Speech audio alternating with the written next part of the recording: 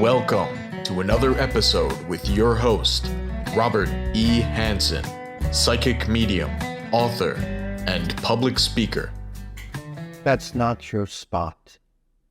I'd like to share a story with you that took place in the Baja of Mexico many, many years ago. This is a fascinating story about an archaeologist and an anthropologist who journeyed into the Baja, the desert land in the country of Mexico, to meet a medicine man, to meet a shaman, a healer, one gifted with the presence of light and energy, enlightenment. This archaeologist traveled from Southern California down into the deep regions of the Baja, or the most rural part, the roughest part in the Mexican country. To arrive, he had to take horseback and jeep. He had to journey and travel for several days. And finally, he arrived at this small home in the middle of the desert. And as he approached, he could see the lights on, the living room lit by a fireplace. He could see the movement of the birds above, the horses that stayed out in the stables and the stalls. But there was no presence of anyone at first glance. As he approached the house, he did knock on the door and announced his presence. And within a few moments, someone did respond. An older man came dressed in simple pants and soft shoes and a tattered shirt. His face was slightly unkempt from a beard. His hands were dark with cuts and scars, the signs of a life lived in effort and work.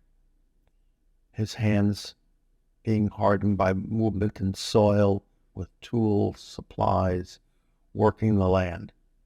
A real down-to-earth guy. But there was something magical within this man that this anthropologist, this archaeologist, traveled for days to get to him, to find out what he was all about. Being exhausted, though, the anthropologist asked if he could find a place to rest, and the older man said, "Sure, take your knapsack and pick a spot." And the anthropologist went over and placed his bag down on the floor, and he was about to lay his legs out and stretch and rest. And this older shaman said to him, "That's not your spot. Pick up your stuff and find another place." He shrugged and he moved on to another part of the living room and lay down again. And once again, the shaman said, "That is not your spot. Pick up your stuff and move." And politely, the anthropologist once again went to the back of the cabin, to the back of the house, and placed it there.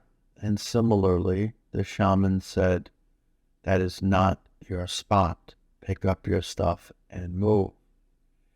And this went on for quite a while. No matter where the anthropologist tried to put his bag down, put his knapsack down, put his bedroll down, every time he did it, the shaman kept telling him, "That's not your spot, that's not your spot, that's not your spot." Finally, out of pure frustration and exhaustion, the anthropologist eventually just collapsed from fatigue, fell on the floor, and fell asleep almost before he hit the floor. And the shaman broadly smiled and looked at him and said, "That is your spot." The lesson that was learned was that the spot being picked by choice was not what the shaman was looking for. And he kept frustrating him by making him move over and over and over again to finally get the anthropologist to a place where his decision to rest became purely spontaneous, without any thought, without any preparation, and he naturally rested in the place that he collapsed in. His body just sensed, this will be it. This is the place I must collapse to, and this is the place I must fall into. I don't care what this guy says. I'm not moving from the spot. I am exhausted. And that was exactly the moment that the shaman recognized that within him there was the capacity to let go of all demand. And he surrendered to the movement in which his body said naturally, instinctively, this is the right place.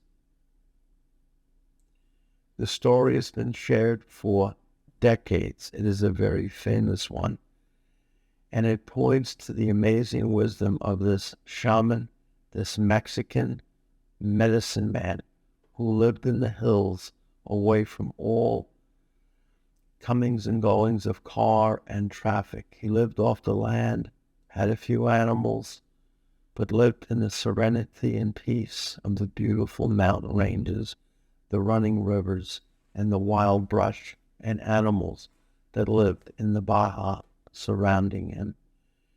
This anthropologist spent many months with this shaman and eventually returned back to Los Angeles.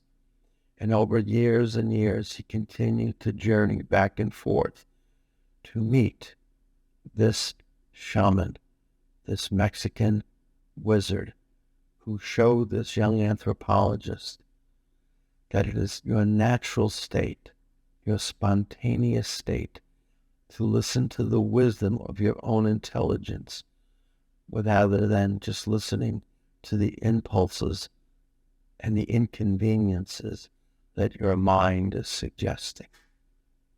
What a beautiful story, what a beautiful revelation. So I hope for all of you, if you can find and enjoy the experience of a spontaneous awareness, not one that has been thought up or controlled or manipulated by thought, driven by fatigue, but simply allow your body to find its natural state despite the struggles, despite the difficulties. It will come to peace in the present moment of the now. Thank you for joining me.